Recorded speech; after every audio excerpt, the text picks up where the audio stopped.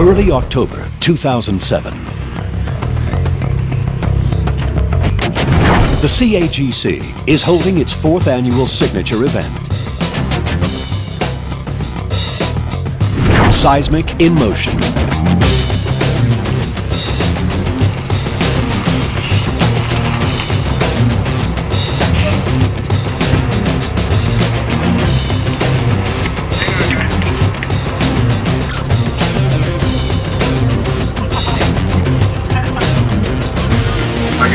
Attention just for a quick minute before the bus gets underway. I'd like to welcome you aboard coming out to Seismic in Motion.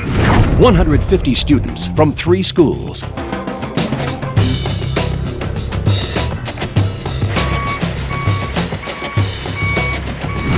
Exciting and educational demonstrations.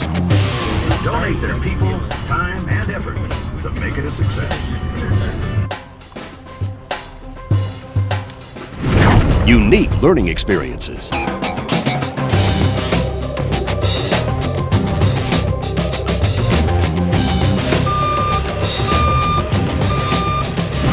Valuable career information.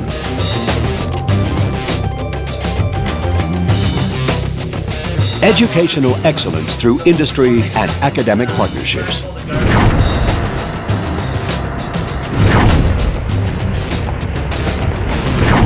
One of the most important values of the seismic industry is the health and safety of the workers, stakeholders, and public. You'll be heading over there to get your safety vest, hard hat, and whatnot, and then we'll be breaking you guys up into 2 groups.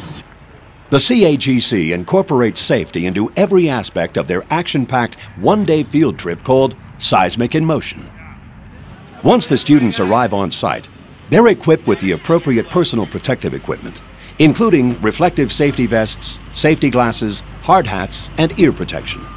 The students took part in a safety orientation that informed them of the potential hazards of the site and emergency procedures.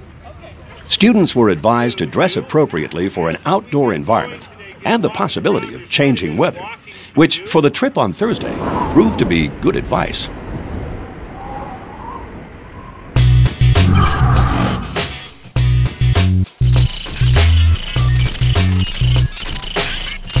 After all the government approvals and landowner consent has been obtained, the site must be surveyed.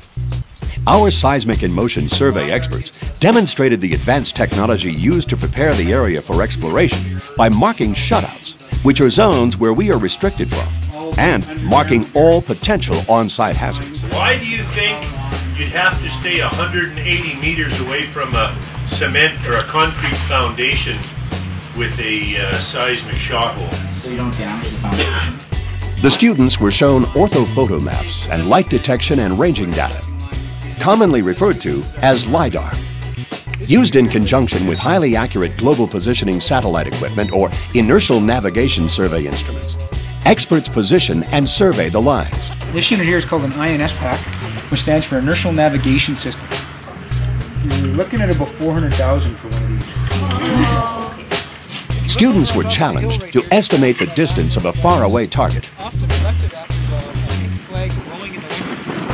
Okay, right below that, there's a set of prisms I've actually got duct tape to the head for you. I want you guys to give me a distance, what you think it is in meters, from this instrument right here to that prism up there on the hill. And the winner was determined by using conventional survey equipment. Oh, let's go! 72 meters! I guess 70. He guessed 73. I am impressed. The application. Lucky guy. Oh, man. Getting presents every day, man.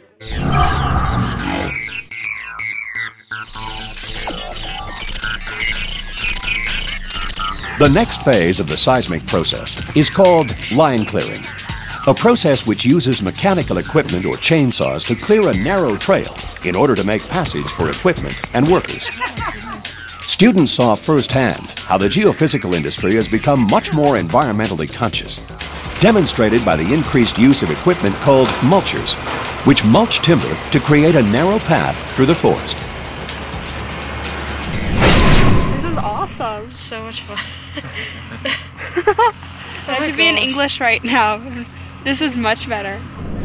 A variety of machinery was on hand, which was provided by member companies of the CAGC. These companies also selected key personnel and equipment operators who explained how the mulchers operated and the low-impact nature of these new line clearing techniques. You guys have to sit inside this thing. It's run with 2 joysticks, TV cameras front and back. Yeah, volunteer, one of you guys just has to come in and see this thing. So you use these things to move around? That's how you work it. That's all to it. At this location, the students were able to view the rapid regrowth of a line constructed with a mulcher just the previous year. Why would the meandering line be better for the environment and the animals than a straight line? So with the pine beetle infestation, have you had to like mulch stuff? You know, for everything we see today, I really want you to be thinking a little bit about, you know, I could be doing this as soon as I leave high school.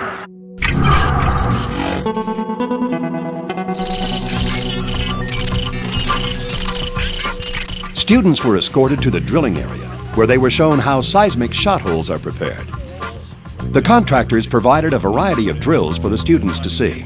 There were low-ground pressure buggies, track rigs, and a very small heliportable system. If each shot hole was 10 meters deep, how many shot holes is on that program? I'll pass this bit around.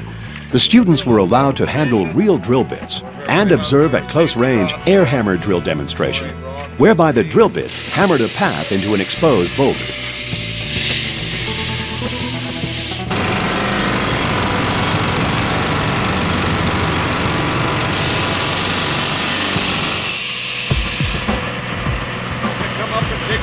You can just see a little bit.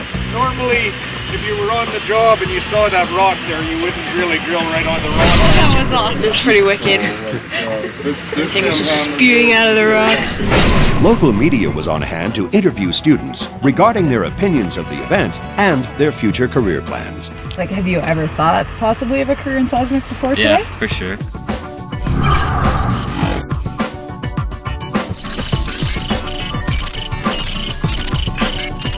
Once shot holes are drilled, they are carefully loaded with an explosive charge. Students were shown procedures and techniques of the loading phase and some of the various products that can be used in this application. Sometimes shot holes fill with water, so you want these anchor wings here to prevent it from floating back up the hole. PETN stands for penta-erythritol tetranitrate. This charge is basically a nitroglycerin-based explosive. Penolite, it's a molecular explosive. The special storage requirements, such as high-security magazines for explosives, were explained by experts. The drill logs compared to this has to actually physically match what's totally left in the magazines. Very heavy, huh? Yeah, it is. Yeah. In some cases, companies may select alternate energy sources, such as an elastic wave generator or a vibro-sized truck. We don't leave a very big footprint when we're gone. Very small, lightweight machine. It's very environmentally friendly. And we can go down very narrow lines. It's only 2 meters wide. These alternate energy sources were also part of the sim demonstration. What we've done is taken a beer bottle, and all we're going to do is place that detonator inside that bottle. We're going to put that plate on top of it. Then we're going to secure it so it doesn't blow off. Who wants to set off this shot? Just like everybody wants to, eh? What's your name? Doug. Doug? Screw that down for me. Make sure she's snug. So, on the count of 3, Doug. 1, 2, 3. Boom. You just set off your first. You hear that? That's the shrapnel. So 1, 2, 3. You just fired off your very first shot, Michelle. A little less than a gram of explosive content in there. Let's see what it did to that bottle. Whoa. So you want to be very careful if you ever find one. Don't ever try to open one. It'll be the worst thing you could ever do.